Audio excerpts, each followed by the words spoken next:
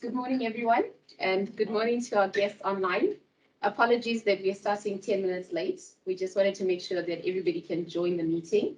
So welcome to Nexia SAB&T. We're so delighted to have our guests here physically.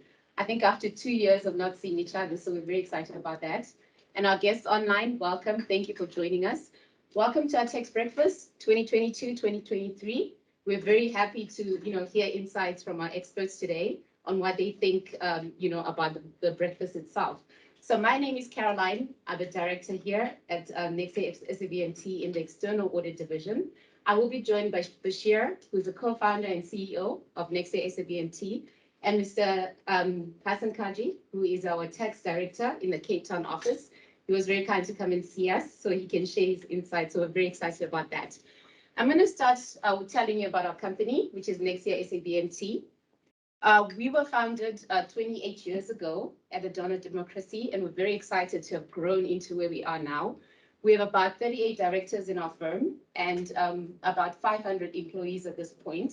We are also part of the Nexia International, which is a global network where we're quite active in terms of sitting on some of the boards in that space.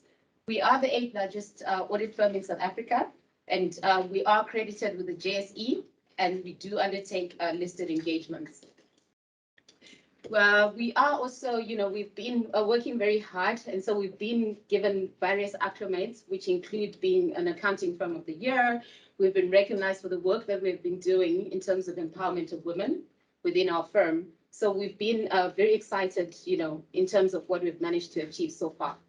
Then in terms of the services that we offer, assurance services, which is external audit, tax, which is what we're going to talk to you about today, and also EBS, which is an entrepreneurial division where we help people with starting out with their businesses.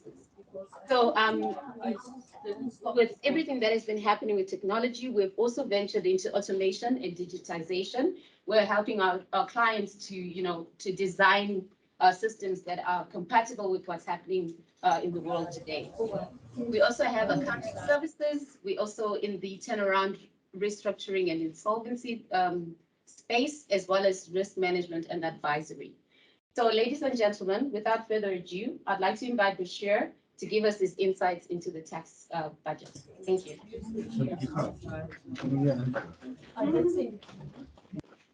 Good morning, ladies and gentlemen. My name is Bashir Adam, and for those of you that do know me, I tend to keep things at a high level and don't get into it. I looked at this year's budget, I said, when you talk about we can keep it at a high level and not get into any detail of it. And the reality about it was that this budget had no surprises. There was nothing interesting about it. The minister, Gondongwana, found himself between a rock and a hard place, and he needed to look at where we're going to go. But for the first time in many, many, many years, the one thing that I thought was important in the backdrop to the budget, in the context to the budget, is the fact that we've had an admission. We had an admission that we have problems in this country. We had an admission that the economy is struggling and we need to make changes. Now, ladies and gentlemen, when I say we need to make changes, one needs to ask the question, what changes are we going to make? Because we in South Africa are masters at planning.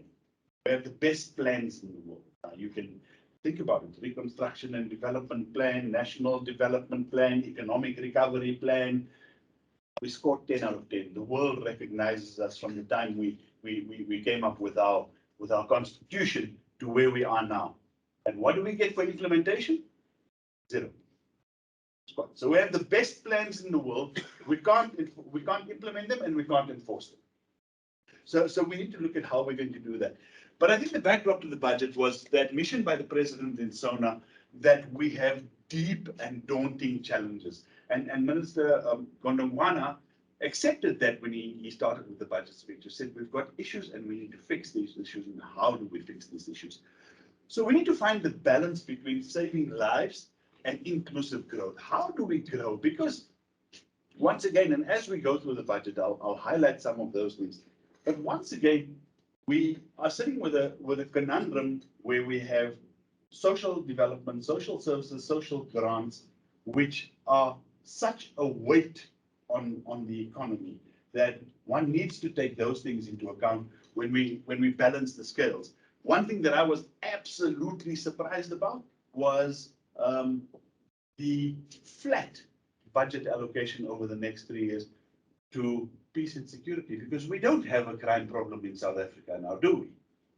We don't have a crime. Nothing goes wrong. Nobody gets kidnapped. There's no cash in transit heists, et cetera, et cetera, et cetera. And that just goes on. And the stats that came out last week showed that our policing is failing. There's no question about it. Our policing is failing. And if we don't get that right, we're going to have problems. We have record unemployment levels sitting at around 35% officially. Unofficially, anybody? Closer to 50. 47. Unofficially, 47%. So close to 50. Now, what is that? Think about it. That's the lava, the volcano bubbling below the surface, right? When that erupts, Ukraine is going to look like a walk in the park for us. When that erupts, we're going to have a problem. We're going to have a big problem. And we take it back 15 years, you take it back 12 years, we take it back to the Arab Spring. That's what happened in the Arab Spring, didn't it? Right? But we don't seem to want to listen. Right? We don't seem to want to learn from the happenings around the world. So it's closer to 50%. And then we've got ailing state organizations. And I specifically didn't say ailing state-owned enterprises, because I think the whole state is ailing, all of it. Dysfunctional local government. I had the pleasure or displeasure of being in Bloemfontein this week. Right? The roads are absolutely shocking. I now know that why in the Free State, Toyota Hilux Ford Ranger is the best seller of vehicles. Right? I know that. That's how they're doing. Diesel engines, that's how it works. On the N1, National Road number 1, between here and Cape Town, there's potholes on the highway. Now, when we think about things like that, then we think about how can we be functional or dysfunctional. A month ago, my son, my 18-year-old boy who just finished matric, calls me at midnight, right? Driving back from the Drakensberg on the N3. On the highway, he hit a pothole. Now, that's the pothole. What's the repercussion of that? He's all alone. He's an 18-year-old on the side of the highway in the middle of the night. Like I said, we don't have crime problems now, do we? So all of those things compound in terms of where we are. So dysfunctional local government. You wanted weekly dose of depression? Watch Carte Blanche. Right? Carte Blanche is a weekly dose of depression for anybody living in South Africa. When you think you're having a great week and nothing can go wrong, watch Carte Blanche. Right? Guaranteed to be depressed for the week after that. Structural failures as Eskom, Prasa, ports, and the list goes on. You name them and you see where we are. The problem is not about Eskom and Eskom throwing away money and people not liking the rater and government supporting the rater and government. That's not the issue. The issue about it is economic growth cannot come about through government.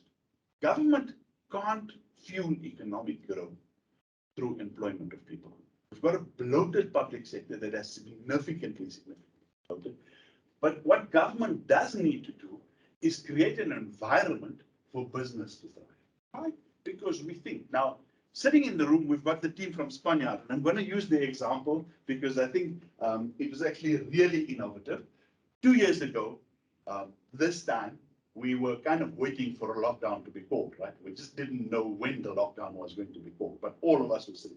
I remember in this office, I said, my office was the epicenter of this pandemic because everything and everyone wanting to do something was in the office and what's the plan and how we're going to deal with it and. Candice, you all remember those discussions, right? So we had all.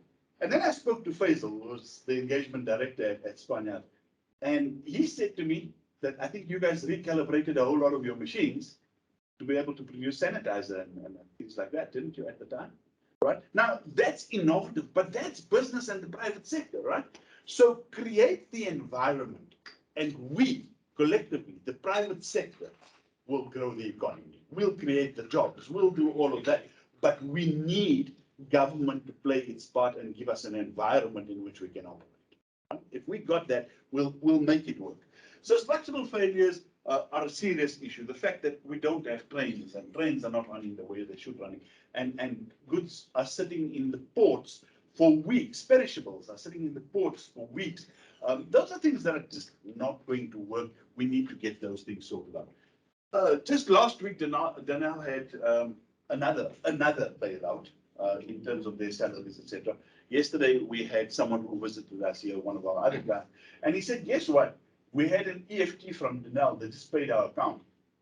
And he said, I said to my boss, just hold on, it may be reversed. He says, but it's true, it's in our account and it's clear. So that's what happens when you get a bailout. We get the bailout, but by the time the bailout comes, the hole is so deep. The hole is so deep that it just disappears. So one needs to look at all of those things. The post office, the ex-CEO resigned a couple of months ago. And he resigned on the basis that government had no vision on what to do with it. That's what he said. Their plans and his plans were. I heard him on the Money Show on 702 about 2.5 weeks ago. And what did he say? He was prepared to invest and put together a consortium or a syndicate to invest in the post office. And government will remain a major shareholder in the post office, etc. In a new post office, government could still be the major shareholder. They could still benefit from growth. They could still benefit from dividends. They could still benefit from taxes. But they mustn't run the organization. We hold on to things. It doesn't matter if it's broken. We hold on to it. Right? So we hold on to that. And that's the post office. And, you know, we can spend the next 2 hours talking about dysfunctional state machinery. And it's not going to make any difference. Of course, then one can't, and this was a last minute entry into this presentation, because I said one can't ignore the political unrest that was there last year. And yes, politically, we can talk about it had to do with the imprisonment of ex-President Jacob Zuma. We can talk about it was politically driven, etc., etc., etc. But when you've got things like unemployment bubbling at 50% afterwards, those things are going to make a difference. Those things are going to fuel the fire that's already there, right? And all that fuel needs at the moment is a spark. And when that spark goes the wrong way, then we're going to have problems, and we need to start looking.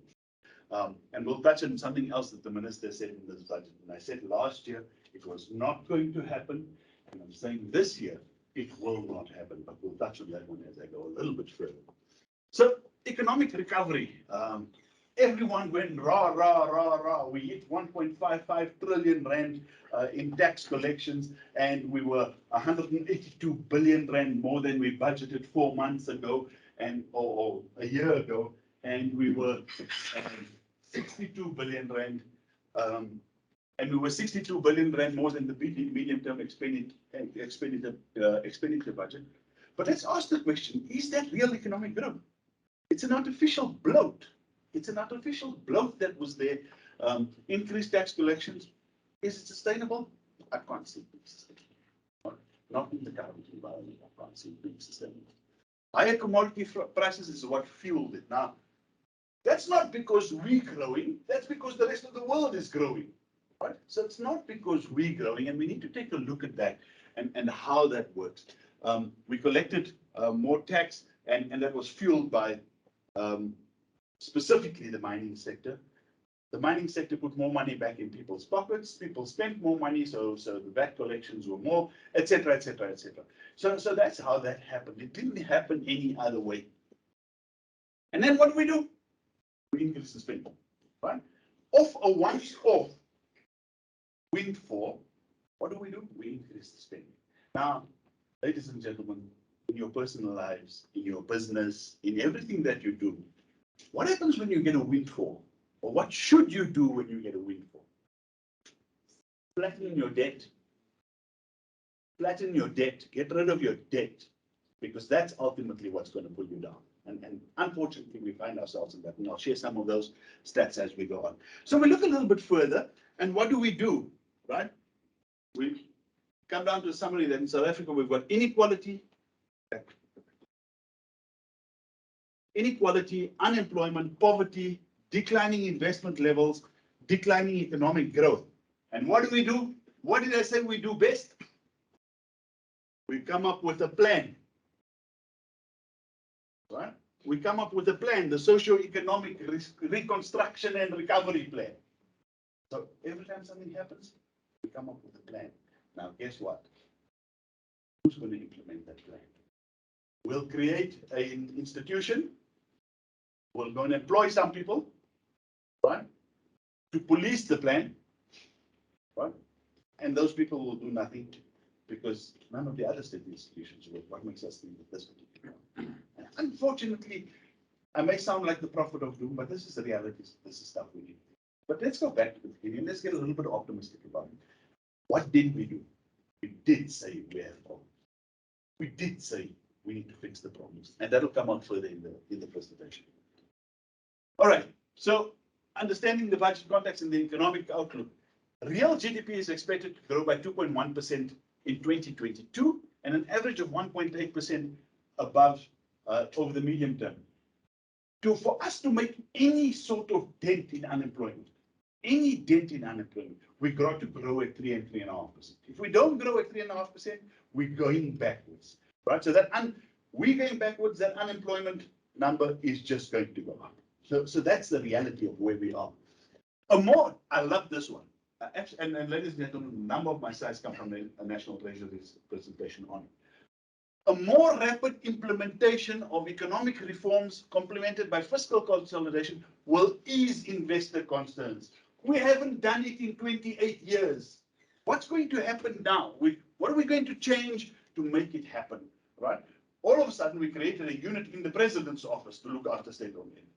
But every time something happens, we create a unit, right? The unit comes and employs a CEO and a deputy CEO and a COO and a CFO, and all of these people are there, and none of them understand what the Public Finance Management Act says.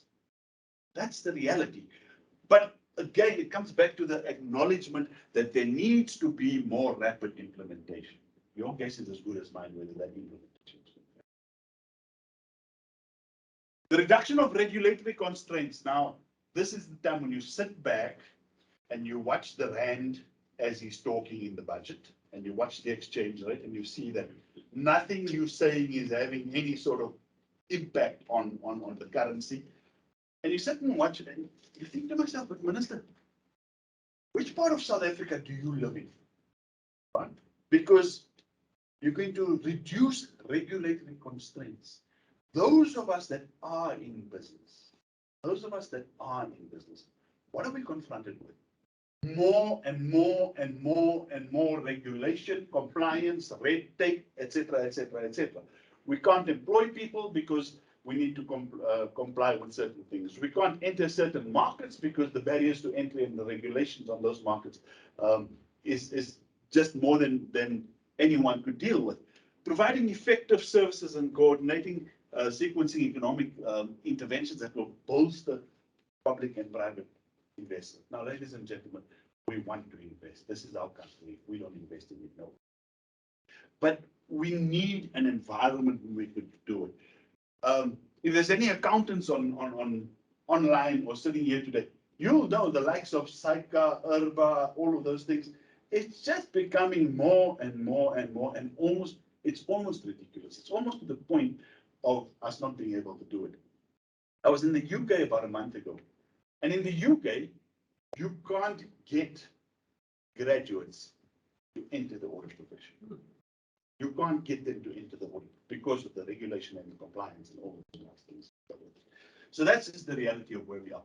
And then the significant risk to the economic outlook includes new COVID-19 variants.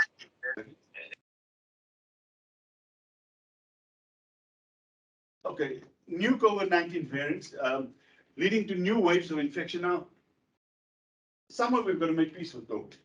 COVID is here. COVID is not going to go anywhere. We all wear our masks and we all do whatever we need to do.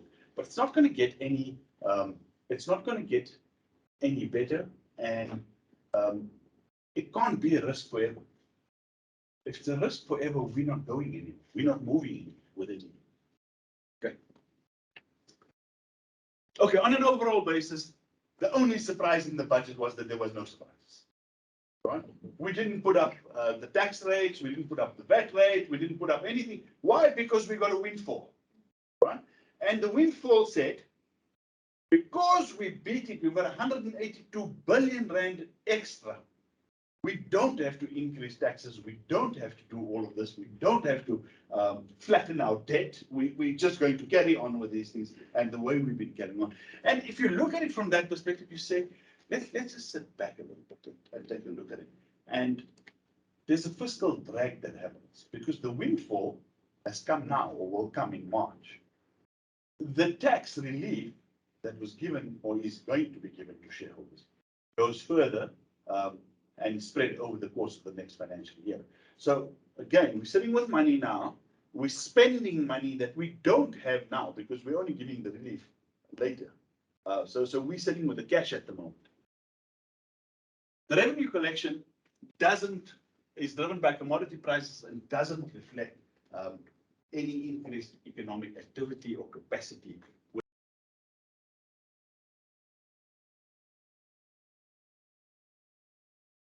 Now, what's wrong with the whole concept of the budget? If the base of the budget is wrong, then the whole budget is wrong. Right? And I'm saying if we're planning our base, having regard to the once-off windfall, then we have a problem. We have a serious problem. And that's unfortunately where I think Treasury must have planned. And I don't think they didn't know about it. Treasury has got a lot of smart, very well-paid people that sit there. Right? So they knew about it.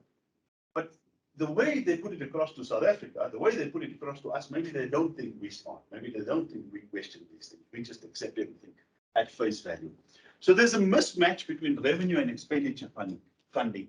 Short-term windfalls can't fund long-term permanent expenditure. And if you think about the previous slide, what have I spoken about? I've spoken about structural reform, a real permanent, enduring asset reform, creating an environment where it can be long-lasting and sustainable to make it happen. And if we look at it from that perspective, you can't use a windfall like that to fund that kind of expenditure. Business economics 101, isn't it? That's what they tell you, the match between long-term funding and long-term assets, short-term funding, short-term assets.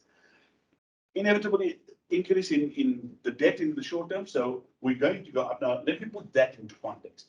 We're going to stabilize at 75% of debt to GDP. Last year, the anticipated figure was closer to 80%, 78%. Now we've got the windfall and we say we don't need it anymore. We're going to need less because we've got the money, so we're not going to borrow as much in the next 2 to 3 years. But the problem with that is if we use the windfall now, we're going to go back to borrowing. Now, let's put that into context. In 2010, a mere 11 years ago, we were borrowing in South Africa at the rate of 22,000 rand for every person living in South Africa. That's the quantum of what we were borrowing if we translated it to debt per person living in South Africa. The debt per person in South Africa at the moment is 70,000. So we went up from 22,000 rand to 70,000 rand in the space of 11 years. And then there's this elephant in the room, the public service wage bill, right? And quite frankly, it doesn't matter who says what. The minister said we're going to limit the public sector wage bill to 1.8% per annum over the next 3 years. Ladies and gentlemen, if that happens, right, a number of things will come to a standstill, right? Because the unions have a lot of power in South Africa, because the unions are politically affiliated in South Africa. That, unfortunately, is the reality of where we are. Last year, he said they're going to limit it to 2.4% last year. But they're now in court on the 2018 labor agreement with the public sector.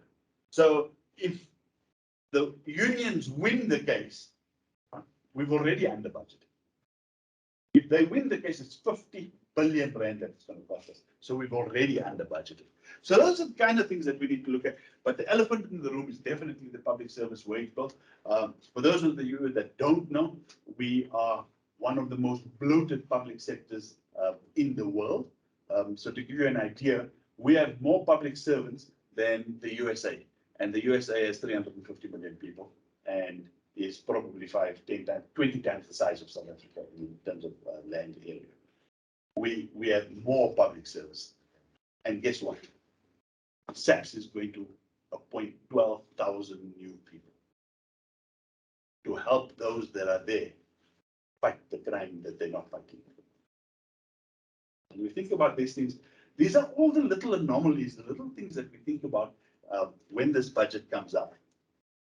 The debt to GDP ratio is expected to stabilize at 75. I said that. But the cost of debt is going to climb to 1 trillion rand over the next 3 years, 333 billion rand per annum for the next 3 years.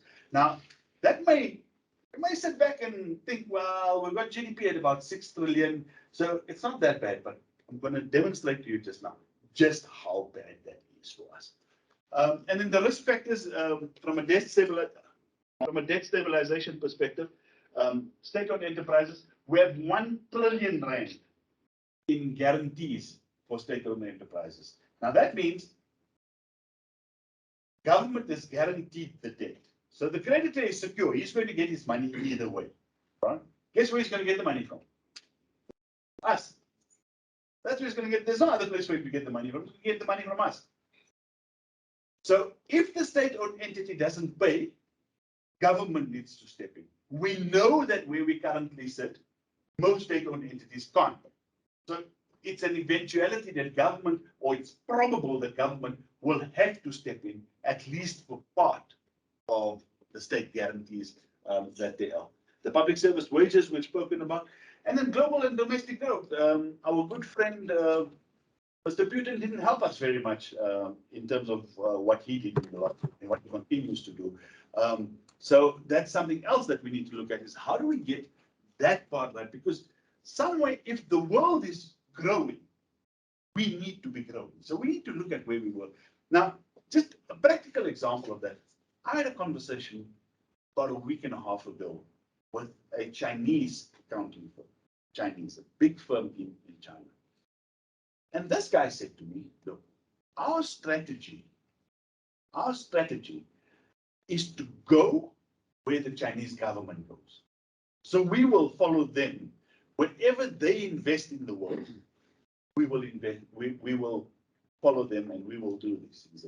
Now, what's that? It's a typical example of going where the investment goes, right? So if the world is growing and the world is investing in something, that's where we need to be in that vertical integration. We need to integrate with that in order to get the slipstream of growth, if one can call it that. So those are the kind of things that are the risk factors to debt stabilization. Do we have a strategy? Yes. Is the strategy realistic? I don't know. The jury's out on that. So we're going to think. Okay, so what are we getting for our buck? We're going to get a primary surplus. Right? Now, what's a primary surplus? A primary surplus is we're going to generate more revenue than what it costs us, less the interest bill. Less the interest bill. Now, Mr. Moyo, you've run business, right? Does it make any sense for you to say we will be profitable before interest? Because you're still going to fund the interest, right? Right? So being profitable before business doesn't work, right? The consolidated budget deficit is projected to narrow from 9%, from 6% to 4.2% in 2024. Now, again, ladies and gentlemen, I say it every year, and I'll say it again. In 2007, 6, 7, 8, what did we do? We had budgeted surpluses in this country. We couldn't spend the money we were generating, and we were generating 1/3 of what we generated. and we couldn't spend. Right? We're now sitting in budget deficits, and we're proud of the fact that we have a budget deficit of 4% or 6%. That said, that number last year was predicted to be 9%. Right? So we've pulled back a little bit on it. There seems to be certain corridors and certain pockets that are beginning to come through and beginning to make a difference. Debt service costs, and I've already spoken about it, will average 333 billion rand per annum. All right. So what does the budget look like? So before we look at the numbers, let's look at that one. Right? Mistake number one is not knowing what it costs you to run a business. Right? And if we look at South Africa like South Africa Inc., like South Africa Limited, like South Africa Pty Limited, then that needs to be the base of which we're running. We're going to generate a total of 1.77 trillion. I'm going to tell you why I think this is wrong. I'm going to tell you why I don't think we're going to generate that kind of money. I'd be very happy if we do, and I'd be more than willing to bring my part as an individual taxpayer to make that happen. But personal income tax is 587 billion. That's something else we need to look at, because the tax base is shrinking, and they keep on talking about tax broadening initiatives. But what are they doing? We're taking from here and we're giving it there, and then we're taking it back here and we're giving it back there. So it's not sustainable. We're not fueling growth, because what we're giving, we take. So, and the personal income tax thing, 133,000 people. That's all we have on the maximum tax. Right? The top three tax brackets pay more than 50% of the total income tax. Corporate income tax, guess what? We'll talk about that as we go on. But if corporates start working, then we'll get it. Value added tax. Again, it's those top people that pay the value added tax. It's those top people that are running the corporates and so on and so forth. It's those top people that are driving the cars, that are paying the fuel levies, etc., etc., etc. I love this one. Our non-tax revenue is 33 billion, but we spend 43 billion. Interesting stat, right? Our non-tax revenue gives us 33 billion, but we spend 43 billion in the SA Customs Union. So our main budget revenue from taxes is going to be 1.588 trillion going forward. And then, of course, we've got to get the other stuff. That's the provinces, things like license fees. And I don't even know, do they still have dog tax? Many years ago, we used to pay a dog tax and a bicycle license fees. So I don't know if those things still exist. All right, so the consolidation of the fiscal framework, I thought about this and I thought, let's take this part a little bit further and look at how or whether we can make it or whether we can't make it. Now, remember I said we're going to unpack the 1.77 billion or trillion a little bit? That number there is the number that I've been talking about, which is the excess that we've got, the windfall that we got in now. So on face value, if one looks at, we're going to go from 1.72 trillion to 1.770 trillion. It's not too bad. I mean, it's realistic. It looks like it can be achieved, etc., etc. But that number needs to come down by 180 trillion. Let's be conservative and bring that number down by 150 billion. If we bring that number down by 150 billion, what are we sitting on? 1.57 trillion. 1.5. So, and remember earlier I said, the base may be wrong. And I think that base is wrong. I think we're projecting future growth based on a base that is artificially inflated. And government said, Minister said in his budget speech, the effect of the higher commodity prices is flattening out. So we're not going to get that windfall. So that base is wrong. Now, more realistically, if that base was at 1.570, what's the number we're looking at? At a push 1.6 trillion? At a push 1.6 trillion? Now, if we superimpose those numbers on here, then that budget deficit is going to climb. then that budget deficit is going to plunge. So it's half a dozen of one, six of one, half a dozen of the other. Right? We need to be concerned about where it is, because I believe that we've missed something there. And to grow from 1.57 to 1.77 trillion is a long order and a tough task by anyone's measure. So again, remember I said earlier, if you doesn't know what it costs you to run the business can't run. And one needs to think about it. Again, maybe I should start with the question out there. The teams from Spaniard, I'm sure you've got your forecast and your forecast and your budget's ready for next year. Right? Your budget's lost.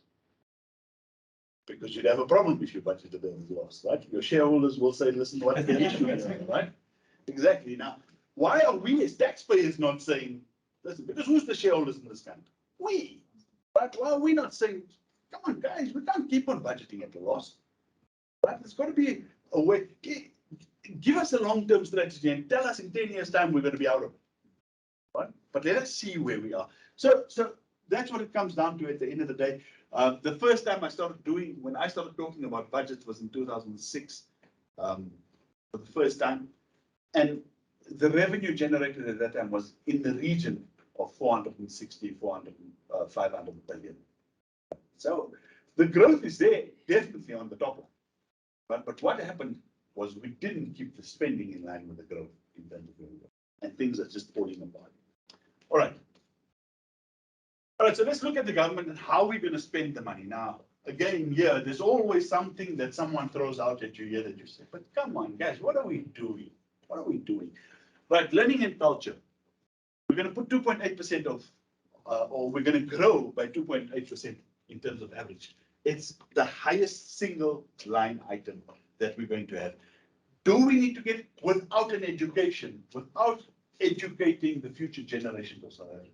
We've got serious problems, right? So my view, money well spent. But it needs to be well spent, and we need to have an outcome. Because I think that's the difference, is we're spending money, but we're not getting the outcomes.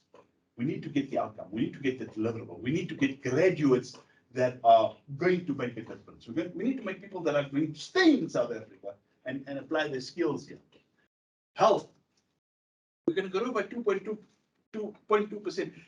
You remember 2 slides ago when I said one of the biggest risks was new COVID variants? I didn't say that. The minister said that. Right? So there's new COVID variants and all of these things that we need to plan for. But we're going to grow health by 0.2%. Now, again, see the irony in it? Right? We're marking it as a risk, but we're not putting in the resource to get it right. What are we going to do? Tell everyone, wear your masks. I mean, that's become the catchphrase in the last 2 years, right? So I think that's the one. Social development is always going to be a problem in South Africa. And unfortunately, much of it finds its roots in the history and the legacies and where South Africa comes from. We have 20 million people on some form of grant or the other. 20 million people. We don't have 20 million people employed in South Africa. So how does that work? It's going to be a very, very difficult one.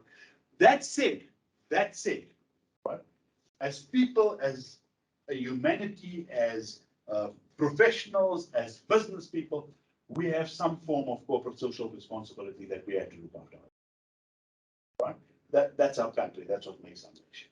Right? So we need to do that. So could we live with it? Yes. There is a drive to bring it down. I can't see how the drive to bring it down happens when we're looking at what's the new one? Social distress relief grant that's been extended for another 12 months. Now, how does that come down? But we're extending another grant that costs us 20 billion rand or 50 billion, whatever the number is. So again, it just doesn't make sense. Community development. I actually unpacked this last night, and I went to look at this. What is community development? I'm thinking they have any fancy word in here. It's local government. That's what community development is. So we're going to push the highest or the second highest growth area we're going to grow is in community development in local government. And in local government, 187 out of 200 and some 250 something municipalities have got qualified audit reports. So they can't manage the money, but we're going to give them the most. It makes a whole lot of sense, right? But you know, even that's okay. Even that's okay. We can give them the money. I don't have an issue with it, provided the money is spent the way the money needs to be spent, right? So fix the potholes on the roads, right? So that we don't have our children standing on the side of the roads wondering how they're going to get home or what's going to happen, right? Fix the potholes. Let's have running water where we need clean running water where we need running. In the area where I live, we've had the same pipe burst for 5 times in the last 6 weeks, but with everyone sitting without water for a week. Right? So that's community development. The only other thing, and on the topic of audit reports, and that so many of them are getting qualified audit reports, you know, the amount of consulting work, Moyo, you will know, that these municipalities and state-owned entities put out and say, you need to come and help us clean up our financial records so that we can get an unqualified and unmodified audit. Now, what's fundamental? It's fundamental. The point of departure is fundamentally wrong. Because you want to bring consultants so that you can get a clean audit report. You actually don't care whether you're delivering the services, whether you're making a difference, whether you're improving the community, whether you're providing the basics, etc., as long as you've got a clean audit report. Now, that doesn't help. We actually need people. We actually need people who says we want to make a difference. We want to make, you know, we had a partner of mine on Monday down in Cape Town said to me, one of his clients, he called all senior, a new appointee at CEO, called all senior management in, and he had them sit, and he had the clients sitting on the other side through a one-way glass, and they didn't know they were, or they didn't know who it was. And he said to them, there's your clients, tell them how we're going to do. But we've got to have some form of accountability. We've got to put accountability.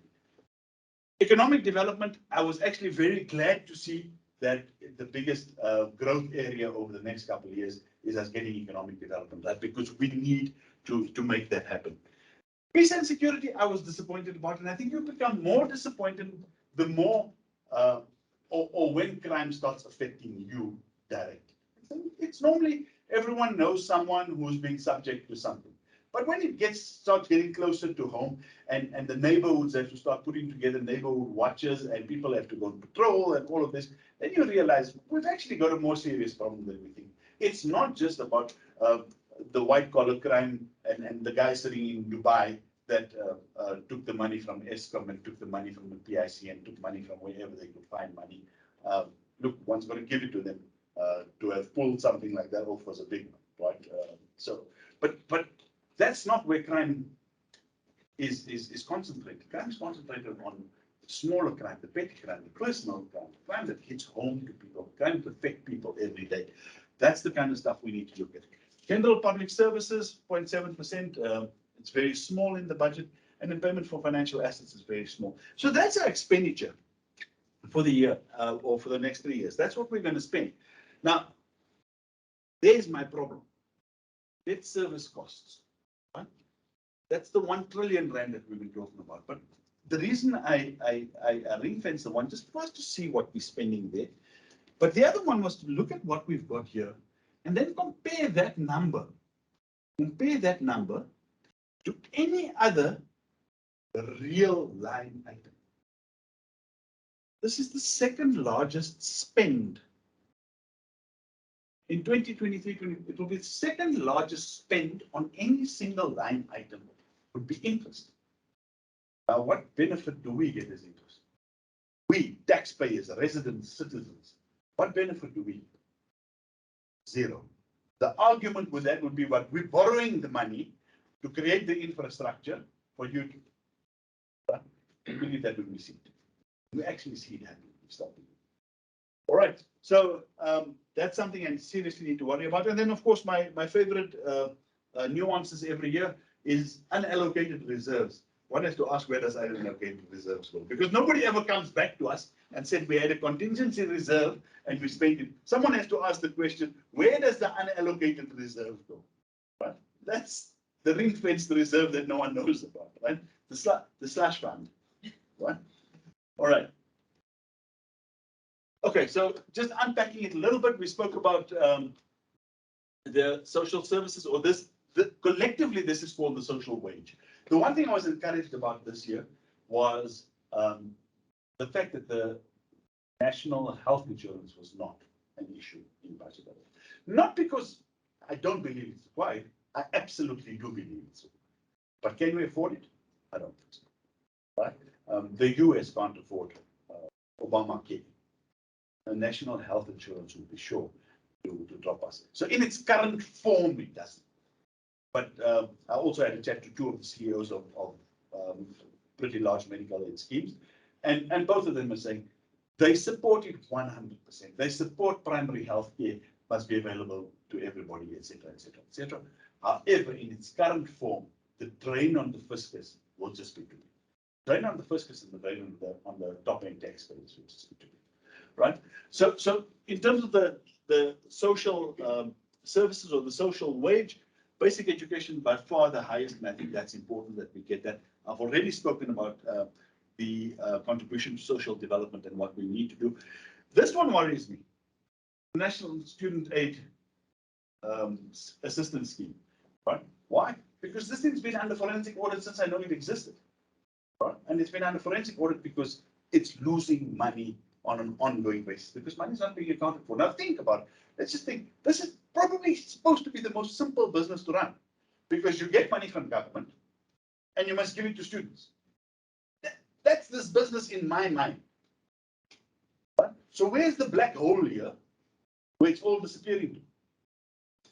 Because that's the easiest way to run a business. I get money, I need to spend money, and I can keep 5% for my administration costs. That's it. Right? So where's the black hole? It just disappears. Right? So maybe we must stop buying buckets from China because they get holes. Right? Start manufacturing stuff. Okay, so that's one that I've got an issue with. I've already spoken about community development, and I think we've got real issues there.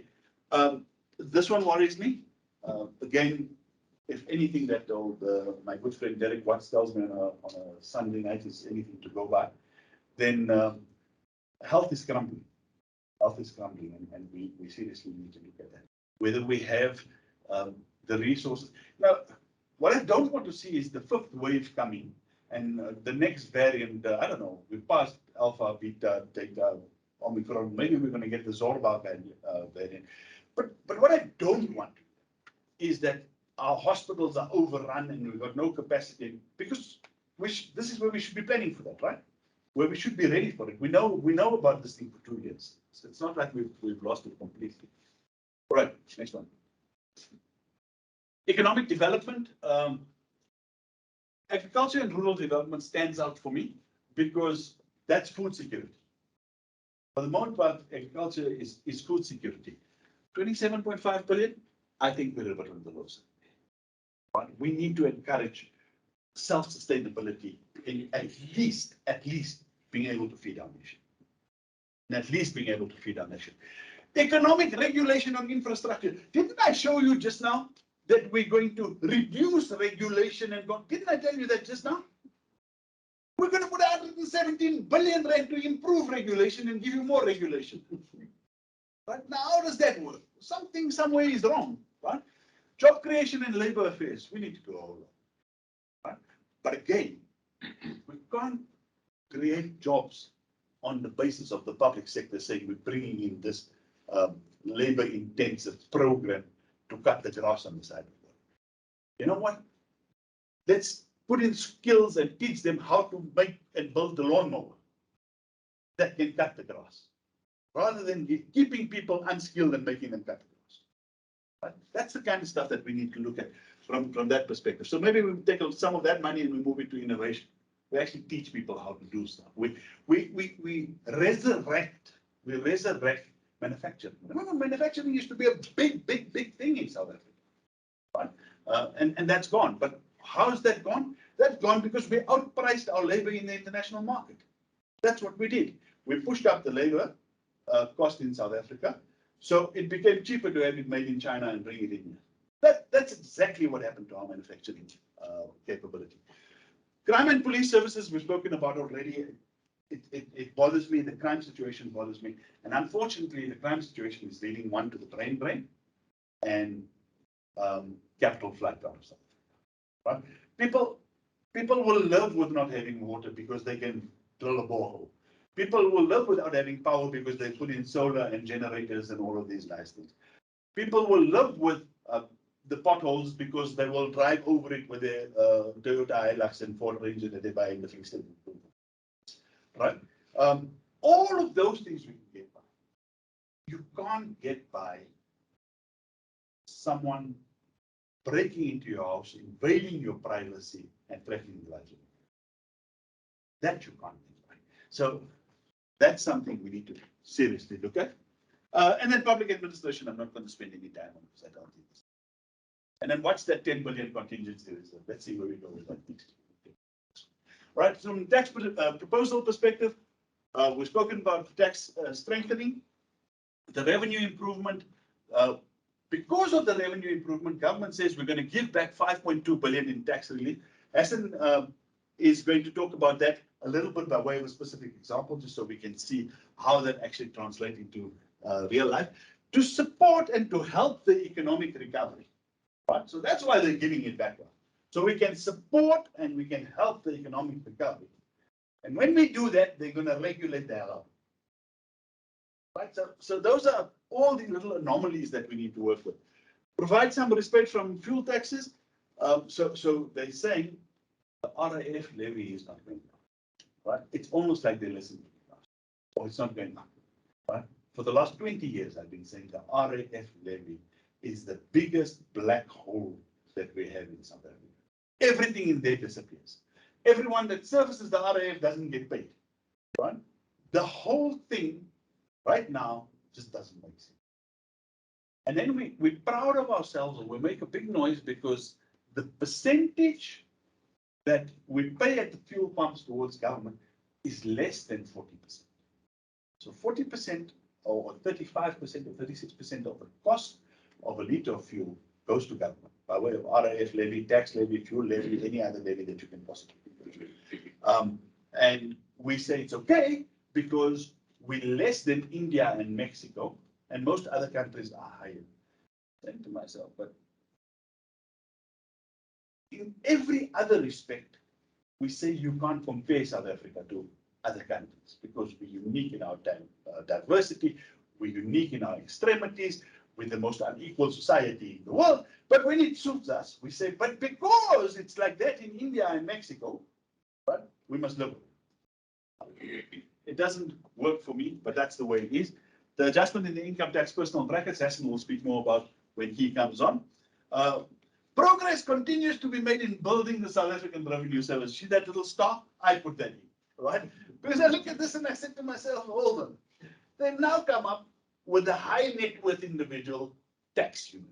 Right? For those of you that don't know it, go Google it. And there's some young lady, Natasha, someone, very pretty girl, on a picture, who's the head of the high net worth individual tax unit. This unit is supposed to be building relationships with high net worth individuals and to make it easy for them to comply and to pay their tax. In other words, those of you that bank with Investec and RMB and Standard Bank private banks, if you've got a private bank, you know, you've got that person that's online, you call them when you need something done. You're not going to have a private tax collector. What? So someone's going to come to you and say, listen, my bro, you know, it's that time of the year, it's a private tax collector. So that's what we're going to have from that unit now. All right. Tax revenue and where it's going to come from, we have touched on this already. Again, personal income tax is the big one. Again, it's putting pressure on an already very, very fragile group of people as insofar as the personal tax. So that's something we really, really need to worry about and how we're going to deal with that, because that is not sustainable. And the problem is it's those people that fund most of that It's those people that fund most of the fuel, and it's those people that fund most of the other. So those are the little things that I think we need to worry about. All right, so in terms of the tables, remember we said he's going to give us 5.2%, 5.2 billion tax relief in the tax tables. Now what he's done was he's increased the bracket from 337,000 to 353,000. So there's more income that gets taxed in the lower bracket. Again, Hassan will deal with a specific example on that one when we get there. The rebates have moved a little bit, but the interest deduction hasn't moved, or the interest exemption hasn't moved. The tax-free saving part hasn't moved. And on the flip side, we say we need to encourage savings because as people come out of employment and retire, they become a drain to the fiscus and. So we talk about, okay, but we give them no incentive to save. We now want to tax the retirement annuity funds. We now bring in, we create an environment where taxpayers leave the country because crime is a problem, regulation is a problem, compliance is a problem.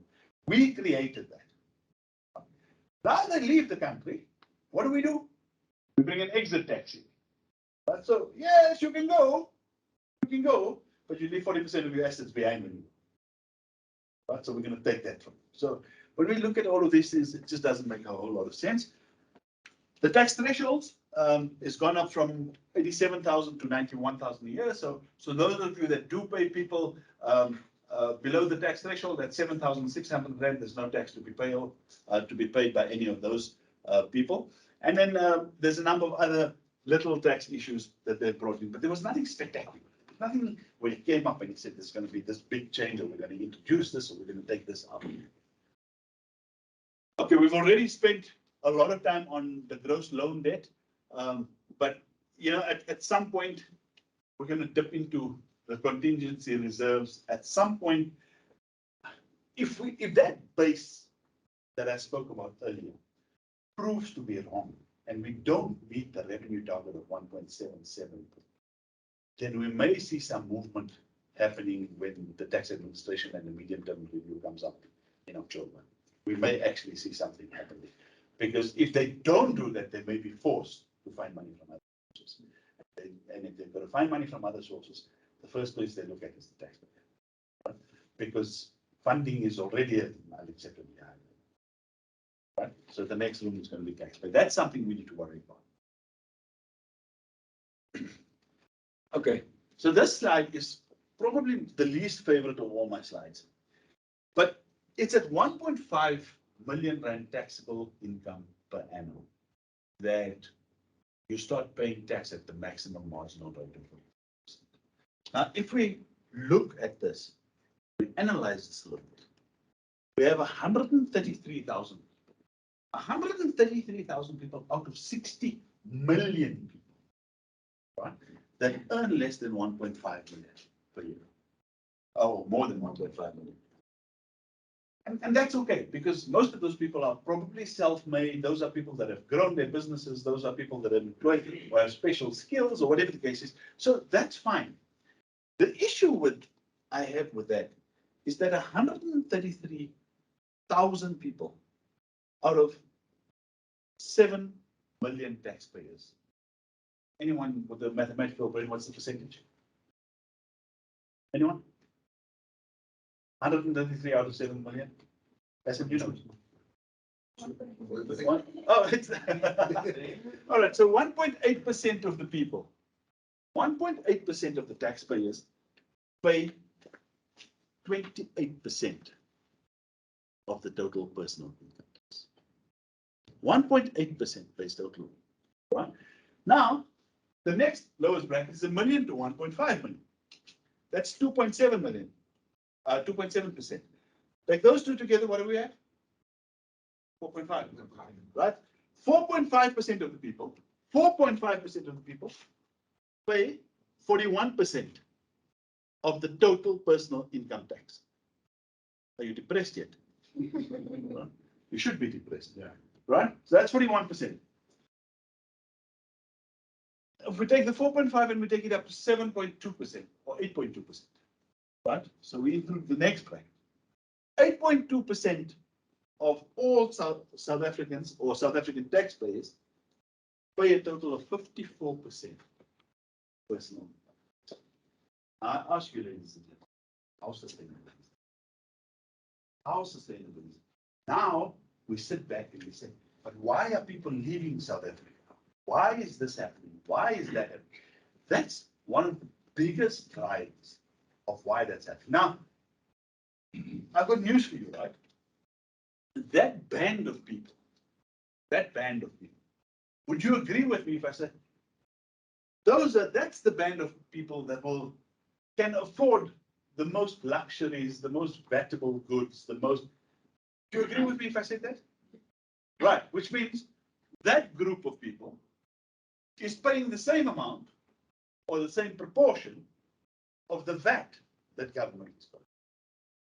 Let's go one step further. Would you agree with me that that band of people, that 8.2% of people, are probably the people who drive the biggest cars and the biggest SUVs and the biggest and the most luxurious cars, etc., etc. Would you? Would you agree with me that those are the people who would spend the most at the fuel pumps to put in petrol and diesel and all of those things? So, by inference, those are the people that are contributing the most to the tax levy, to the fuel levy. Right? So if we take all of that, these people are carrying a burden that is just unsustainable. But the last one, probably the most important, outside of the multinationals, the public companies, would it also be those people that, for the most part, have corporations that pay company tax and all those? So if we take all of that into account, then these 8.2% of the South African population, or of the taxpayer base, I can't even say the South African population, I've got to say the taxpayer base, right? Because if we add them all up, 233, call it 500,000. That's 500 out of 60 million. That's a lot less than 8.2%. Right? That they deserve a medal, right? Not a private banker who's going to hound them for what he can take out of their pockets. Because it comes down to incentivization, right? How are you going to incentivize these private bankers? How are you going to incentivize them? For those of you that didn't know, SARS's collections are incentivized by the amount of funds they collect. They are incentives by the amount of funds that they collect. So how's the banker going to be incentivized? To see how much he can get out, right? So if we look at that, that leaves us in an extremely, extremely vulnerable position. But we need to look at that and we need to see how, if anywhere, we can get past that. But if we don't spread that, we are dead in the water, right? Long-term interest can't work. Now, here's another interesting stat. Whenever you speak to someone at Treasury, SARS, whatever, they say to you, we have 15 million registered taxpayers. That's what they say to you. We have 15 million registered taxpayers. And they're not lying. They're absolutely correct. 50% of the 15 million that they have are under the tax threshold. They don't pay tax. So are you right in saying that we have 50% taxpayers? We don't have 15% taxpayers or 15 million taxpayers. We've got 7.4 million taxpayers. That's all we have is 7.4 million taxpayers. 7.4 million taxpayers pays 54% of income tax. By inference, pays 54%. No, I'm lying. Pay 100% of income tax. By inference, pays 100% of fuel levies. By inference, pays 100% of VAT. Right? Maybe out a couple of decimals and fractions here and there, but more or less that's what we go. So these people, and in the country, that's unfortunately what we get. These people pay 20 million grants a month. Right? But what do? We regulate it in a way that they must still have corporate social responsibility spend and BEE spend and what's the other one? Social economic development spend and all enterprise development spend and all of these things over and above all the social economic development spend, the business spend, everything that they do. And we still do that as well. So we start looking at it and now you start asking yourself, does it all make sense? Okay. All right, so the tax proposals is going to give us 13.5 billion through tax reliefs and rebates. For those people that earn less than 6,000 rand a month, there's the employment tax expansion to 1,500. It's a 50% increase of that to 1,500 in the first year and 750 in the second year. The increase in the medical tax brackets, don't you just love this? Every year you speak to them and the medical aides say, we try to keep our increases, premium increases down as low as possible, but we couldn't keep it for less than 8% given the pandemic, etc., etc., etc. They give us 10 bucks, right? In terms of the rebate that you get. So the rebate has gone up by 10 rand and 15 rand. Your medical aid premium has gone up by 1,000 rand. That's the reality of where we sit. Reduction in the corporate income tax rate of 27%. Again, Hassan will take us through an example of that and how that's going to work from an effective tax planning perspective. But very, very, very interesting is the date on which he said it. He said it last year. He said it was going to happen this year. Now he said it's going to happen, but it's only going to happen after March 2023. Now that's going to knock on impact for all of us, right? Because most of South Africa is February year, the fiscal year. All right. No change to the general fuel levy and the road accident fund levy. I think we should actually go to the road accident funds and give us some of the bucks back. All right. Give us some of the bucks back that you've had. No change to the annual interest exemption. No change to the tax-free saving annual contribution limit. So again, where's the incentive to save? There was a change in the regulation 28 stuff for retirement funds because they want retirement funds and pension funds to start investing in the corporate or the social infrastructure of South Africa. So now we must invest in there, but we've got no incentive to invest for ourselves. And then, of course, there's the other little stuff, the carbon levy. The interesting one is the increase in tax in the sugar tax. Don't know why they increased the sugar tax, because all that happened when they introduced the sugar tax is Coke said no sugar added. Tastes like a real Coke. That's what they all did. They all started using alternative sweeteners as opposed to that. I must tell you, these new Cokes don't taste at all like the old Cokes, right? But they avoided the sugar tax. Right? So there's no sugar tax. So that's that part. All right, some taxes, alcohol and tobacco, to increase between 4.5% and 6.5%. Can't get away with vaping now, because now they want to tax your vapes and they want to tax your beer powder as well. But isn't this the opportunity? Isn't that the opportunity? Yes, it's expensive. Yes, it's there. But if you're pushing sugar tax under the name of wellness, because that's why they're pushing it, but under the name of wellness, if you're pushing sugar tax under the way of wellness, is that not the opportunity? Right? We know what happened during lockdowns. We had microbreweries coming up all over South Africa. Some people having bottles exploding in their hands with pineapple, beer in, and all of these. So these things are going to happen. Beer powder. I never even knew beer powder existed until they mentioned it in last year's budget. So those are some of the things. The Vali Musa tax. Minister Vali Musa, the plastic bag, the legacy he left us with forever and a day. One day I want to say to you. I said that day. That's the Vali Musa tax. It's not the plastic bag tax, right? And the health promotion levy to increase. This is actually the sugar. It's the health promotion. Now, again, I'm saying make that one 5.5% and make that one 7%, right? And you don't need the sugar tax. Right? We don't drink alcohol. Let us drink Coke. Right? Let us drink Coke. That's what it comes down to. Then we don't smoke cigarettes. Let us smoke the vape. Right? Give us something, and you know what's going to happen when we can't smoke the vape and the cigarette? Guess what we're going to smoke? Guess what we're going to smoke? Right? So they're pushing people in that direction. All right. It is proposed that all provisional taxpayers with assets above 50 million. Interesting. assets above 50 million, not income, be required to declare specified assets and liabilities at market rates in their 2023 returns. First of all, and myself and Hassan just had this chat this morning. Most people, if you've got assets above 50 million rand, you have trusts and corporations and structures through which they sit, so they don't sit anymore. That's the first thing. Secondly, at market values, what is a market value going to tell anyone? Because a market value that's unrealized is not taxable. If it's unrealized, it's not taxable. Right? So it tells you absolutely nothing. Right? So I don't know what they're trying to achieve with it, but I don't think it's going to work. I don't think it's going to work. Consideration of relief due to remote working arrangements.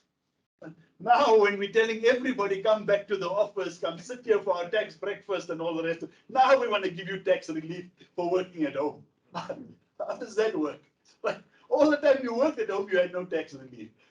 And we're not only going to, we're going to have a discussion document.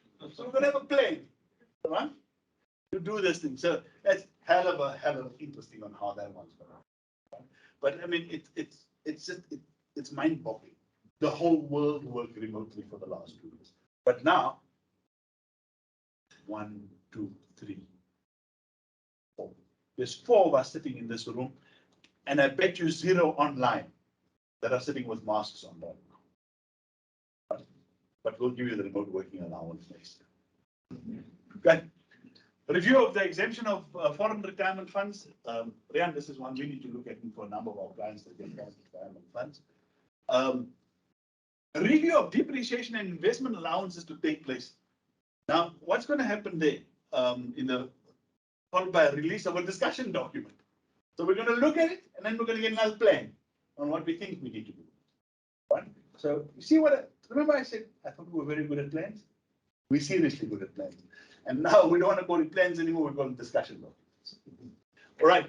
And then government will review the approach to adjusting the thresholds for inflation. Guess what's going to come out after that? Anyone? A discussion document is going to come out.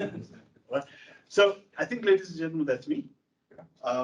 Thank you very much for listening to me. I think it's these conversations that keep us sane at some point and give us new light on things. I'm going to hand over to Hassan Kaji, who's up here from Cape Town, to share with us his insight on certain specific focus areas.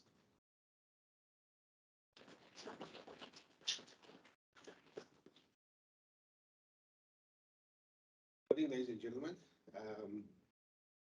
Thank you for being here, and for those people that are online, thank you for listening to us. I hope you enjoyed the presentation of Rashid as much as I did. I always enjoy his presentation. In fact, I learned so much, in preparing to assist Bashir in this budget review seminar today. I did a lot of reading on what Bashir spoke about. But I can tell you, I hardly understood what was said until I heard Bashir today. So well done, Bashir. Thanks. I just want to focus on a couple of things that Bashir spoke about. The first thing is Bashir spoke about the tax relief for individuals. And what I've done, I've prepared a slide. And I want to explain to you how this tax relief works and the importance and the reason why it was created. I used the example that we got an annual income of 500,000 Rand for the year. The tax on that would have been 106,725 Rand, based on the 21-22 tables. Now, with inflation, everybody gets an increase in their salaries. And I used an inflation increase of 5%. And I said that in the 2022-23 tax year, with the increase that the person gets, the income will be 525,000 Rand. Now, in the past, the tax rate has always been adjusted upwards. And if nothing was done this year, if we just left the tax rates the same, then just because our income increased from 500,000 to 525,000, the tax would have jumped up to 115,725 Rand. In other words, by not changing the tax brackets at all and the rebates, you would have been paying 9,000 more tax. So it was important for government to change the tax brackets and the tax rebates in order to give us relief from the windfall that we spoke about. And by changing the tax brackets, in other words, your income moves into a different tax bracket. The rates are still the same, just the brackets has been changed.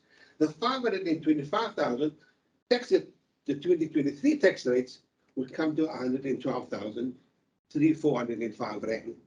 So there's a saving of 3,320 rand just because the brackets has been moved, changed, and the rebate has been adjusted.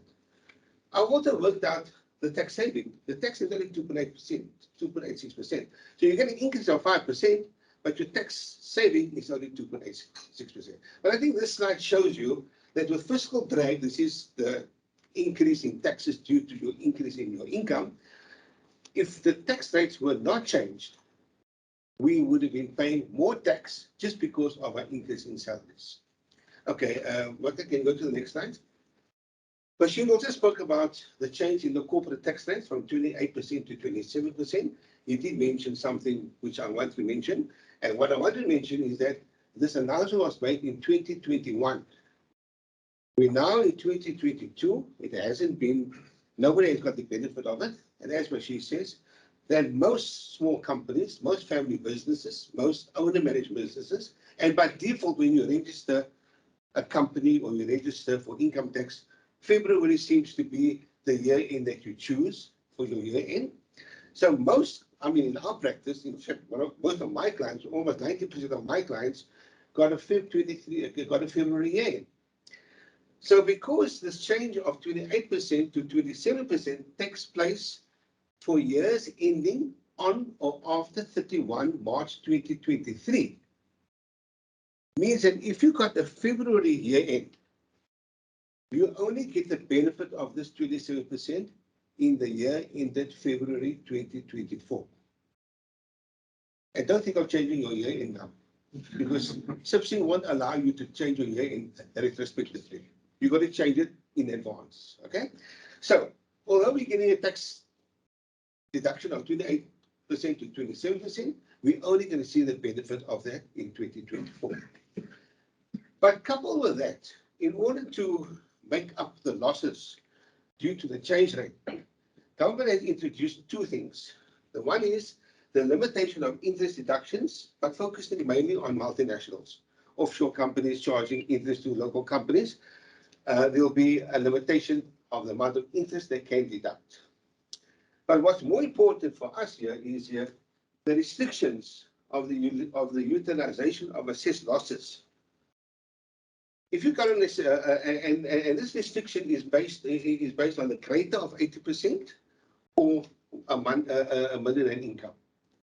So 80% of your taxable income or a million rand. So assuming you, Waka, can you go to that example? Yeah. So okay, assuming you have an assessed loss of 20 million.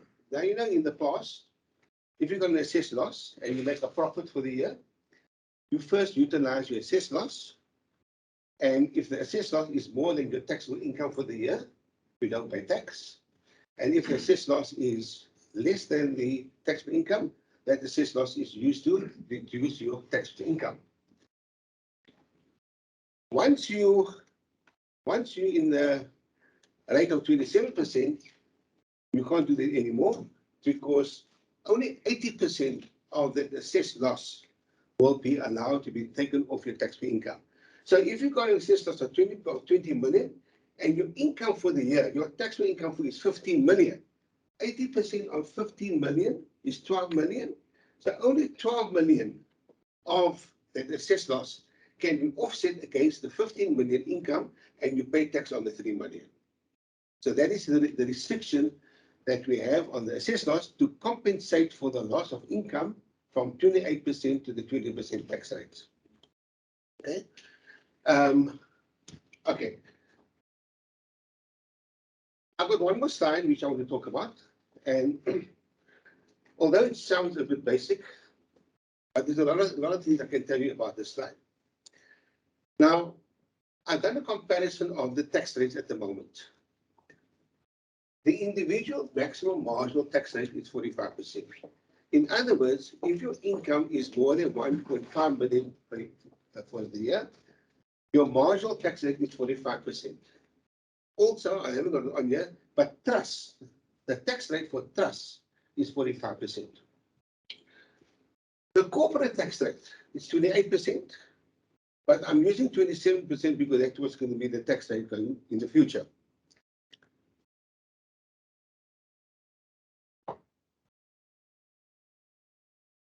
The dividend withholding tax rate is 20%. In other words, when a company distributes a dividend, 20% withholding tax must be deducted. So effectively, if you take the corporate tax rate of 27% and the dividend tax rate of 20%, you get an effective tax rate of 41.6%. How do I get the 41.6%? Assuming you got taxable income of 100 Rand, your tax at 27% is 27 Rand, and you got available for distribution 73 Rand. And let's say you decide to distribute the full 73 Rand, the 20% withholding tax on the 73 Rand will be 14.60.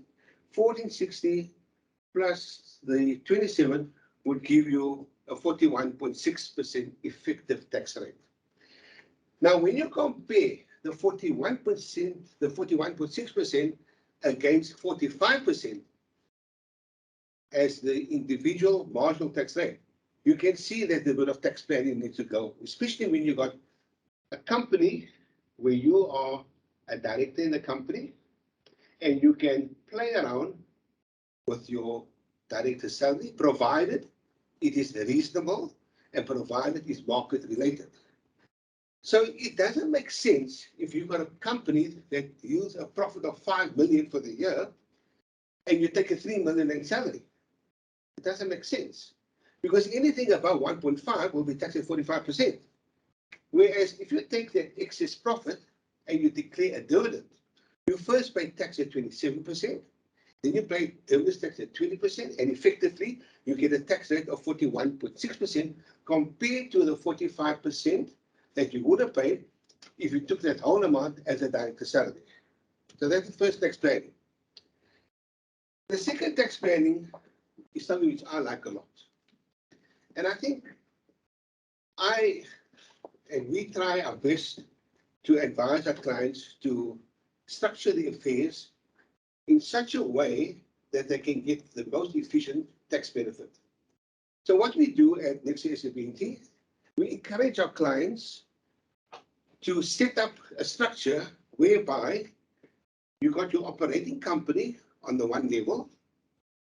You set up a structure where you got the holding company above that. That holding company owns the shares in the operating company. And above the holding company, you have a trust. Now, one of the reasons for advising our clients this is that for estate planning as well, because we don't want your estate to grow by virtue of the fact that your shares in your company is growing. So if you have a setup where your operating company is owned by the holding company and the holding company is owned by the trust, and as the operating company grows and becomes, increase in value, the value attributes to the holding company. But because the shares of the holding company is lying in the trust, it doesn't form part of your estate. Okay. But at the same time, for tax purposes, it works well as well. Because you set up the structure with the holding company and a trust in order to preserve your wealth. You're not really going to spend that money. You're going to spend the money from the salary that you earn, and any excess you're going to invest. And you're going to grow your estate, or rather, you're going to grow your wealth through the structure of your trust. So, after taking your salary and you're going to profit in the operating company, you then declare a dividend to the holding company to get rid of the profits from the operating company. The dividend that you declare from your operating company to your holding company is free of tax, because dividends from one company to another company, there's no difference without the tax. But the moment that holding company distributes those profits to each shareholder, which is the trust, dividend tax will become applicable. But still, the effective rate is still 41.6%. Bearing in mind that the trust pays tax at 45%. Now, one can argue, why a holding company? Why don't you just put the shares of the company in the trust or put the assets in the trust? The reason is that if you put the assets in the trust, number one, the trust will pay tax at 45% on income that it receives from assets in that trust. And 45% is much greater than 41.6%. And 45%, that's a lot. So what you say, okay, fine, let's distribute the income of the trust to its beneficiaries. And maybe you've got a couple of children who are over the age of 18 and they are studying at university, they don't have another income, so the tax rate is quite low compared to 45%.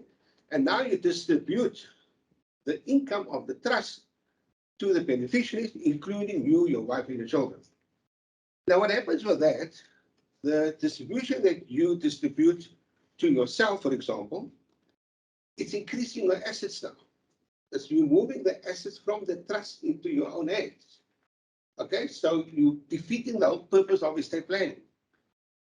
And if you're giving the distribution to your children, because they're going to pay tax at 20% or 25% or 30%, they are going to sit with an asset which is a loan that the trust owes the beneficiary.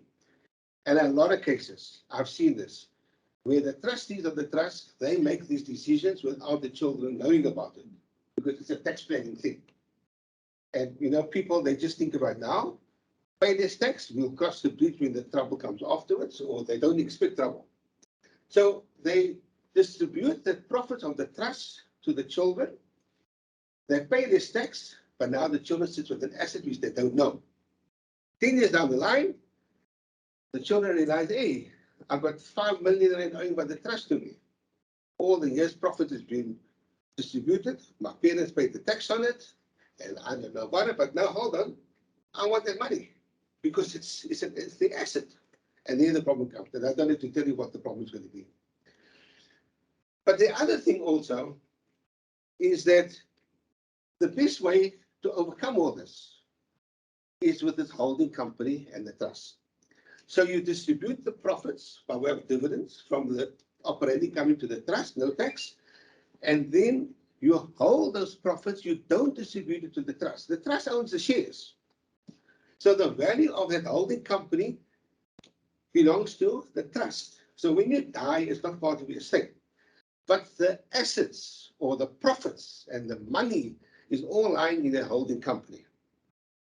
But this holding company is not going to be used for your living expenses, because the moment you're going to use that excess profits, you're going to declare a dividend. And that's not the intention. We are assuming here that the salary that you're earning from the operating company is sufficient for your living expenses, and any excess is the dividend, which you want to invest going forward. So now the holding company is sitting with, let's say, 10 million rand after getting the dividends from the operating company. And now an investment opportunity comes by, another business becomes available, or a property wants to become available. What you do here, you set up another company for that business or another company for that property. You use the funds of the whole, and you make the shareholder of that company.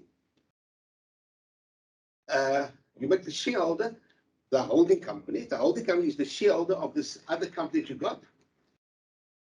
The funds in the holding company is used to acquire that investment, or it can be loaned to that company, because at the end of the day, you don't want to distribute these profits from the operating company. You want to use it to grow your wealth. So you pay your 27% tax, and that way it ends. You use that funds for another investment, provided that other company is a subsidiary of the holding company, and the holding company, the shares is owned by the trust. You understand that? Simple. Now, we at Nexia SAB&T, we've been doing this a lot for our clients. But, we've been guiding our clients, we've been consulting and giving them advice. But unfortunately, this must be done at an early age or an early stage in your life. You can't do it 20, 30 years down the line, because the shares become high in value. So if you, especially for the young people, if you can start the structure while your business is still small and let the growth in the business be in the trust as it grows. So you start the business with a new company, with the shares of the company, the older company, set up a trust, the trust owns shares in the older company, and now any growth now ultimately becomes the growth in the trust. That's the idea of doing it. A lot of times people come to us and listen here, we worry about the state duty, we worry about the taxes you pay. Can we do something?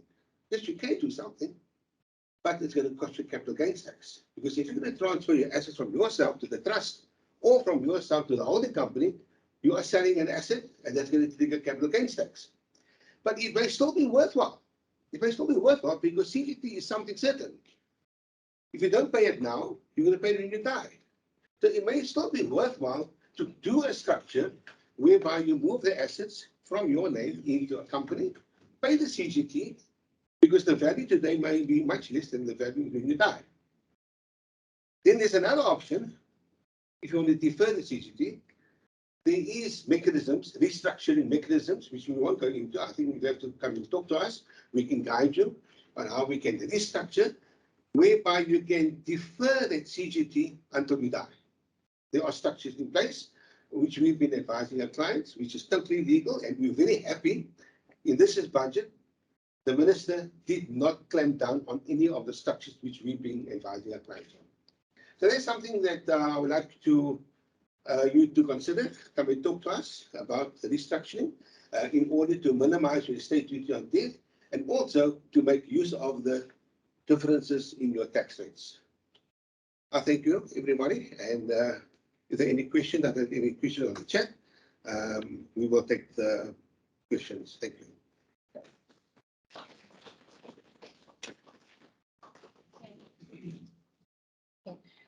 Thank you very much, Bashir, and thank you, Mr. Kaji. I think that was quite insightful. I do share a sentiment. I did not understand a single word until Bashir actually broke it down. And, you know, it was nice to see where we fit in as the taxpayer, the accountability that SARS has to give to us at the end of the day. And I think in terms of tax planning, I think we will share your details, Mr. Kaji, with our audience, so they can come and speak to you so you can craft a solution that works for each and every one of us. But thank you very much for your time and your insights. So the next thing is we're going to take questions from the chat, and we'll sort of, you know, change. If you guys have any questions here, you can also ask. So the first question that we have, and I think I'll direct this to you, Bashir. Mr. Johan Leroux says, when addressing dysfunctional state functions, where do you place SARS? I think it's a very good question. And I think SARS has certainly become dysfunctional over the course of the last decade, deliberately. I think it's been engineered to become dysfunctional. It facilitated a whole lot of the, shall we call it, ill-gotten gains by certain individuals who sit in a certain country in the Middle East over the period, and a number of other periods. So SARS has definitely failed dismally in the last decade, but I think in the last 2 years or so, there's been a drive to restore it to its former glory. So is it making progress? Absolutely, and we're actually beginning to see it come through to us. It is making progress. How sustainable it is? Well, time will tell. Thank you, Bashir, for that. Any of our audience here have any questions or comments? I have a question for Ms. Patty. Yeah. So I just wanted to ask on the deferred tax implications. Can you talk louder? I wanted to ask on the deferred tax implications for Deferred tax. Yes, for the change from 28 to 27. Okay, very interesting question. It's more of an accounting question. The question is the deferred implications by change of tax from 28% to 27%. Now, as you know, deferred tax is a tax that you provide for accounting purposes. It's not payable. So, for example, if you've got a property that you paid 10 million, and now you value the property to be 12 million, and you bring it in the books at 12 million, you now got an unrealized gain of 2 million, and that unrealized gain, you've got to calculate the deferred tax on the 2 million to make provision so that when you do, or if you do sell it at 12 million, there will be tax of X amount on the 2 million. Now, that deferred tax amount is calculated every year on all your timing differences and permanent differences, on all the timing differences. Also, you assess loss. The assessed loss that you got is a tax value to it. So if you got an assessed loss of 10 million and your tax rate is 28%, your tax benefit you can get out of that is 2.8 million at 28%. Now, when the tax rate changes from 28% to 27%, you got to adjust your deferred tax balance. In other words, the deferred tax liability of the 2 million on the revaluation of the asset, you've got to calculate first of all, you've got to calculate the 80% of it, because only 80% of that is subject to capital gains tax. And then of that 80%, you calculate the tax at 27%. So you've got to adjust last year's deferred tax balance to bring it down to 27%. The assessed loss, for example, is a debit. It's a debit deferred tax balance. That is the tax that you will save. It's an asset. The tax that you will save if you utilize the assessed loss. By reducing the tax rate from 28% to 27%, you've got to adjust the deferred tax balance downwards. In other words, you're going to reduce that future asset of yours in the balance sheet. Okay, answer your question? Yeah. Okay. Thank you. I'm glad to ask this question, and I think just as a follow-up, is really the effective date. What? The effective date, because you spoke about 2024. So Yes, on the, yes. So that was the debate. Well, obviously, it applies in the year of your assessment. yes, So although the tax rate has changed from 28 to 27% for years of assessment, starting any for year of assessment on or after 31 March 2023, it only applies from that assessment. If you've got a Feb year end, for example, you don't benefit from the 27%. So therefore, you don't adjust your deferred tax until you effectively use the 27%. But if you had a June 23 year end, Yeah. you would benefit. Yeah, obviously, then you got to adjust it. Yeah. I'll take another comment here online for Bashir as well. Mr. Johan says, as far as the state revenue from mining or natural resources, is the government in a comfort zone when it comes to expected revenue or tax structure? Or should it consider reviewing the return of these national resources for the benefit of the people or the country? So can we rely? I think government needs to review most of everything that it does. I think we've got so many legacy mechanisms in all of it.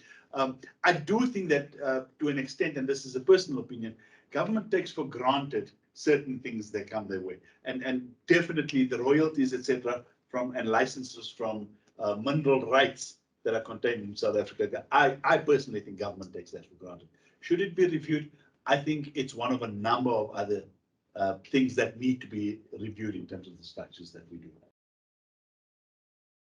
Thank you. Any more questions? Yes, Russell. I want to ask Mr. Kaji. Mr. Kaji. I think it's a follow-up on fair tax.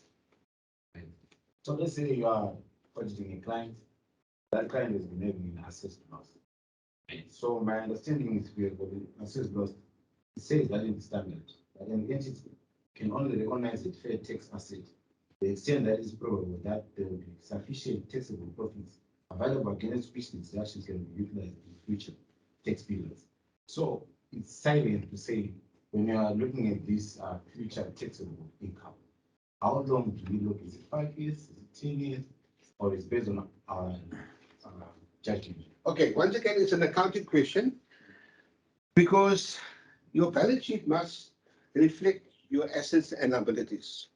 And we as auditors, we also need to satisfy ourselves that those assets that you have in your balance sheet are realizable.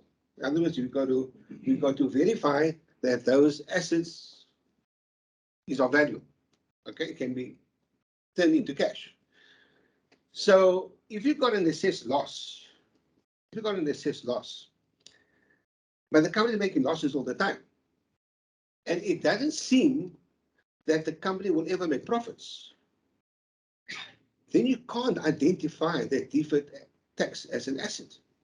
And I think that's your question. You can only identify the deferred tax as an asset if you're sure, or you're reasonably sure, that the company will make profits in the future in order to utilize it as its loss. If you do your audit work and we the auditors, even if the client says, listen, it's an asset, and we the auditors, we do the audit work and we come to the conclusion that you're not going to make profits. Well, one would argue then why are you still in business then? And maybe your liability exceeds your assets, you could be insolvent. Okay, but that's another issue. But the point is, you can only identify, and your question, how long do we keep it there? You keep it there as long as you believe that the company will make profits in order to utilize that asset, which is the deferred tax, that is its loss. Okay. Mr. Kaji, we do have Mr. Yusuf Hassan, who's also in our tax department. He would like to comment. Yeah. In terms of recognizing the tax asset, You you got to have your forecast at least for 3 to 5 years, but those forecasts has to be reasonably accurate. So you can't just work on, kind of spike, the sky type of stuff to say that, look, what, your revenue is going to grow by 30%, your expenditure only by 10%, etc. But to recognize the assessed loss, firstly, your forecast has to be reasonable based on prior year actual information. Determine whether your forecasts are reasonable in terms of determining how much of that assessed loss you can realize. The second one is, as we're talking about the utilization of assessed losses going forward, reducing by 80%. Bringing year 2, year 3, year 4, it will also reduce by 20% further.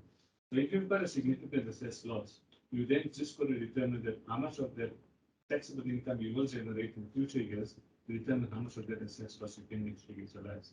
So it may be a very small amount that you may recognize in that. So. Okay, I hope Yusuf Hassan has satisfied the question. Yusuf Hassan is also a tax partner in the Centurion office, and I work very closely with him, especially when I get stuck on something. In terms of one of your examples, we've got an assessed loss to say government wants to use, to use only 80% of your assessed loss going forward. What difference in the year where you've got taxable income and your assessed loss is fully utilized? So as an example, taxable income of 10 million and your assessed loss of 8 million. Will that assessed loss be limited to 80%, or can you utilize that full assessed loss? If your assessed loss, your tax income is 10 million, you've got an assessed loss of 8 million. Okay, so 80% of the 10 million is 8 million. So my view is that you can use that 8 million because it is not more than 80% of the 10 million. Well, let's put it as 9 million. Okay, plus 9, the 8 million is 7.2. You can only use that 7.2. Oh, 7.2. I won't be able to use the full. But at the same time, if your taxable income is below $1 million, then there's no offset. Then tax income, coming to taxable income, our government is exempt from the. So no matter what, even for 9 million, you only use 7. Sorry? To answer your question too. Even for 9 million, you only use 7. Is there anything else? Just one last one, Mr. Kaji. I think you might have touched on it, just to rehash. Are personal or trust funds still a viable or attractive or beneficial and cost-effective structural vehicle to use? I think we have. Very, very good question. I think we should also eager to answer, but let me first answer. Setting up a trust, you must have good reasons for setting up a trust. And tax is not the only reason. My view, there are 3 reasons why you set up a trust. Number 1, to reduce your estate planning, to reduce your estate duty on death. Because whatever is in the trust, you don't pay tax on. Number 2, to reduce your taxes. You can distribute your profits to the beneficiaries. And thirdly, to protect your assets against third parties. Now, in my mind, the last reason for setting up a trust is the most important, especially if you're in business. If you're in business and the bank and the creditors want you to sign personal surety all over left, right, and center, then they can do it. But if the assets are in my trust, I'll sign all of the show. I'm comfortable. I don't know. So But you want to add on it? Yeah, so I differ slightly with that. I agree with the two of the three, absolutely. Estate planning, definitely, trusts are there. There's no question about it. The third one your third one, to protection of assets and wealth preservation. Right? I don't agree on the tax one because you got the 45% first before you. But if they distribute that, If it's only dividends and there's no other income in there, then maybe. and also if they got beneficial kids and they're on the lower tax rate, but then again, it's short term. Yeah. So I think the answer to the question is absolutely, there's value in it and the cost attached to it. And you know, for those of you that don't know, I deal with a lot of offshore structures, but I specifically use Mauritius as a structure, as a jurisdiction. And I have so many people that come in here that say, listen, we've got a little bit of money, how do we take it offshore? How much money do you have? Budget rent. It's not offshore. You've got to talk about, it starts becoming beneficial when you talk about sizable assets, 20 million upwards, 10 million upwards. But if you're sitting with small amounts of money, then the benefit of it being there is outweighed by the cost of it. And the same thing to a trust. You don't want to do a trust because you want to put 100,000 in. You don't want to do a trust because there's significant growth assets that can be put in that trust. Then there was just one other thing I wanted to add, Caroline, not directly linked to the question, but as it spoke about, we drop into 20% on corporate tax rates. And you know, by now, those of you that know me knows I'm pretty controversial when it comes to it. But we're dropping to 27%. The global average corporate tax rate is 23%. And the world is moving towards 15%. So how investment attractive are we actually going to be at 27%? Right? That we're only going to do in 2024, although we said it in 2021. But we're planning. We're planning Discussion. Sorry, one more thing. Yes. Just on the structuring of salary and dividend for a director, shareholder, individual. How frequent can you do a dividend declaration during the year? Can you do quarterly? And can you defer the tax impact of it in terms of cash flow? You can't do a dividend declaration more than once a year. But I think it's more practical to do it at the end of the year when you know what your profits are, Right. and you know what salary you want to determine. And then, as I said, you determine your salary, but it's got to be reasonable. You can't have a salary of 1 million in 1 year, and now the profits in the next year is 10 million. Now you move your salary from 1 million to 9 million, okay, or vice versa. So it's going to be reasonable and it's going to be market related. And the best time to do it is after you see your financials for the end of the year, and that's the time that you declare it. But you can't declare more than one. If I can add to that, from a practical perspective, what I do is determine a salary, and that's a salary that will be subject to pay as you earn. Yes, The yes, portion yes, that is yeah. likely to be a dividend portion during the year as an advance, Yes. and declare the dividend. Yes. Yeah, a very good point Bashir mentioned. That salary that you take is subject to pay as you earn. So it makes things much easier for you when provisional tax time comes up. You know, the pay as you earn is already been paid because all candidates must complete a provisional tax return.